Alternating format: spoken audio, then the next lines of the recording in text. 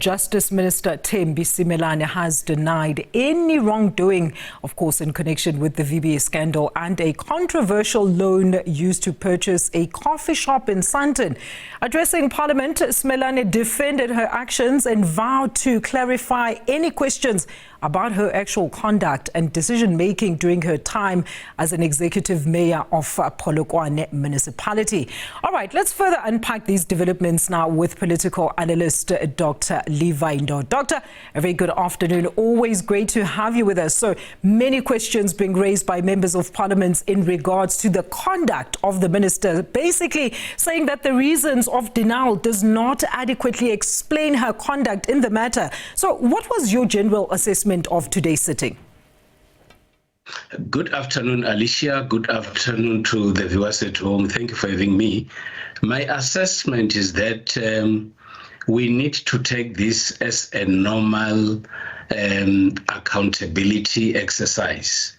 Members of the executive and indeed public representatives are expected to act in a manner that is transparent. They are supposed to be accountable. And when there are controversies similar to this one, many people would ask questions, and indeed, Parliament has a responsibility to do so. And I am happy that the Parliamentary Committee had to ask as many questions as possible. Some might view them as being harsh, but that should be seen as an exercise of accountability and indeed of ensuring that we are led by people that are of high moral standards and good ethical behavior. And that is exactly what we should expect from our public representatives.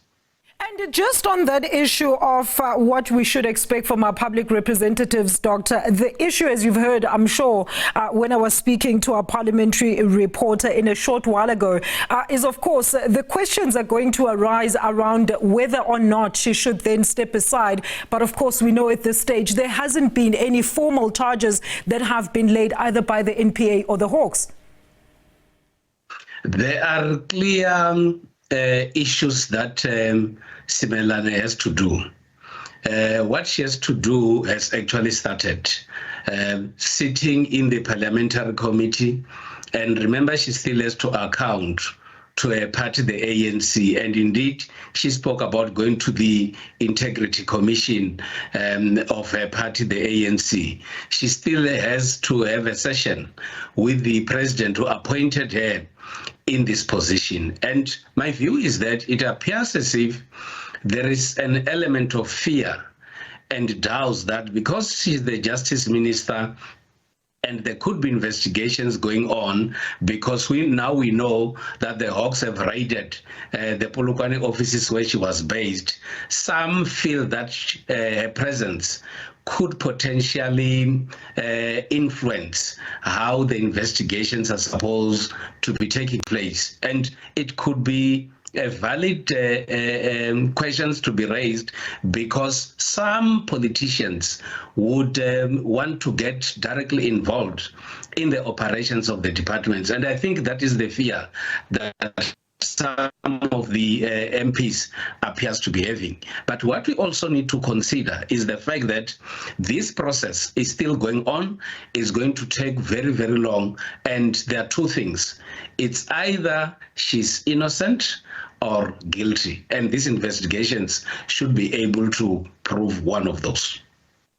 That's very interesting, Doctor, because judging by her submissions where she vehemently denied any wrongdoing in this matter, right? And we're talking about issues of accountability here. And we've seen, of course, some of the submissions that she, of course, tabled in, before the Portfolio Committee today. It's something, as our parliamentary reporter has said, it's things that have already been in the public domain. So nothing new has actually come out. So on the issue then of the Gundo World Solutions, in which the minister says she had a direct agreement with and not with VBS. So if proven indeed that she did contravene the MFMA as well as the Prevention of Corrupt Activities Act, what would the just punishment then be by Parliament?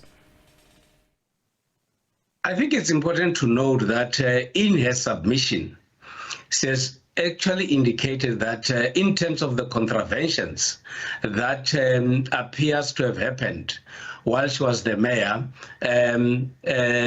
the punishment that had to follow has actually been executed, and that's what she said. And my sense is that whatever information that appears to have been presented to the committee today is the information that says, yes, indeed, I got a loan. Yes, indeed, I've also repaid back the loan. And my view is that it will be up to those who wants to see ahead to still come up and dig deeper into getting as indeed whether this is correct or whether this is incorrect. But as I said, a number of other processes are still going to unfold, and especially referring to the processes from a party, because that for me is a very, very central entity that could make a determination whether she should continue as a minister or not. I know that the president has got a bigger role to play as the person has got constitutional powers to appoint ministers. But these processes, in my view, are very central in deciding the kind of action that the president has to take at the end of the day.